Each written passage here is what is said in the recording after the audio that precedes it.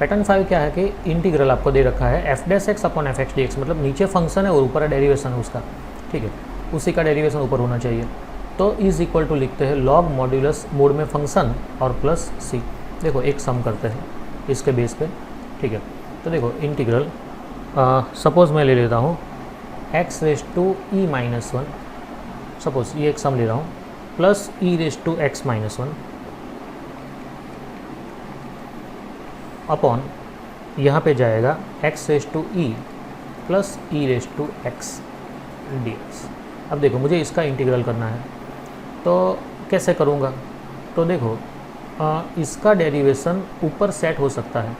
अब लगता कब है कि भाई इसका डेरिवेशन ही ऊपर है? तो देखो ये जो फॉर्मूला है ये एक्स एस टू ई है ना, ये एक्स एस टू एन जैसा दिखता है, ठीक है, कि भाई नीचे वेरिएबल है और पावर में कांस्टेंट टर्म है। एक्स एस टू ई मतलब वेरिएबल और कांस्टेंट, और ये वेरिएबल और कांस्टेंट, ठीक है।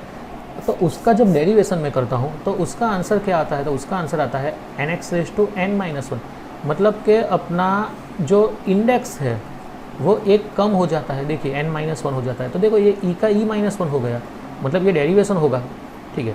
अब इसका जो डेरिवेशन ये होगा, तो डेरिवेशन क्या करता है कि n जो है वो आगे आ जाता है और इंडेक्स आपका n माइनस वन होता है, तो e आगे आना चाहिए, ठीक है। तो पहले e आगे लाने के लिए मैं एक काम करता हूँ, e से डिवाइड करता हूँ और e से मल्टीप्लाई करता हूँ। अब इसको e से मल्टीप्लाई करूँगा तो वो क्या हो जाएगा, e raise to e into e raise to x minus one, ठीक है, अपॉन में x raise to e plus e raise to x d x, ठीक है। तो ये तो e into x raise to e minus one.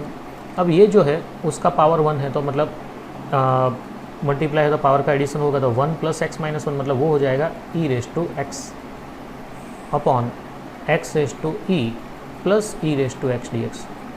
अब आप देखिए इसका डेरिवेशन ये आ गया, एक्स रेस टू ई का डेरिवेशन क्या होगा? तो ये फॉर्मूला के प्रमाण e आगे आएगा और x raise to e minus one होगा, और ई रेस टू एक्स का डेरिवेशन क्या होगा? तो ई रेस टू एक्स ही है, ठीक है।